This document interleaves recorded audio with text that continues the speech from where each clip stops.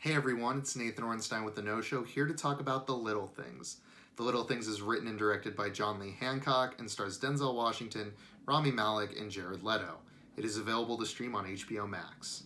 The Little Things is a neo-noir film about two police officers trying to track down a serial killer in 1990. The two cops are played by Denzel Washington and Rami Malek, and the main suspect is played by Jared Leto.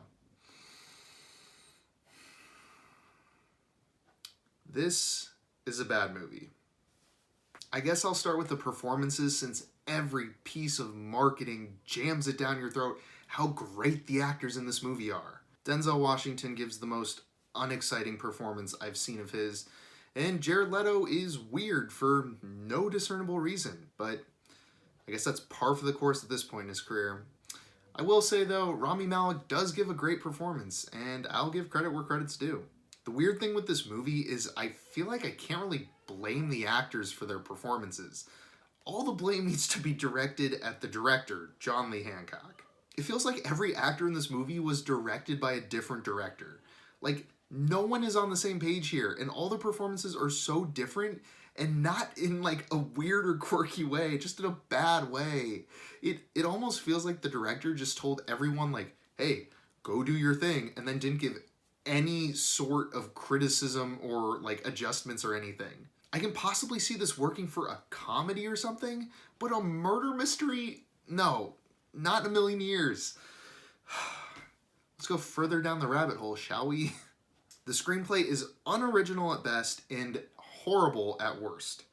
Let's start with the dialogue, I guess, since that's most directly related to the performances. This movie is written in such a weirdly stilted way. So many of these conversations feel super awkward, and for one, that's due to just the terrible direction and the mismatched performances like I mentioned before, but two, the dialogue is just super rigid.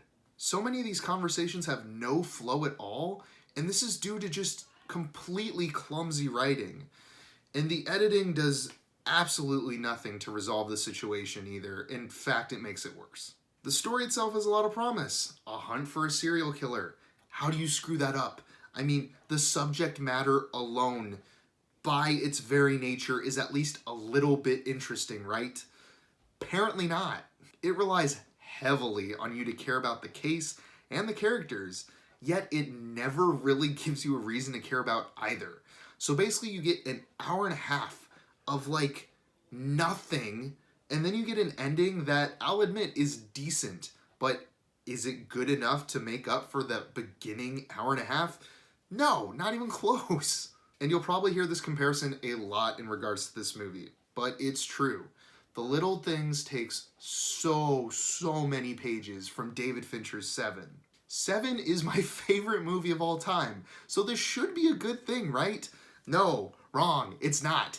It takes all these things, but it doesn't do anything to make them interesting in the context of this movie. It doesn't do the whole seven deadly sins thing.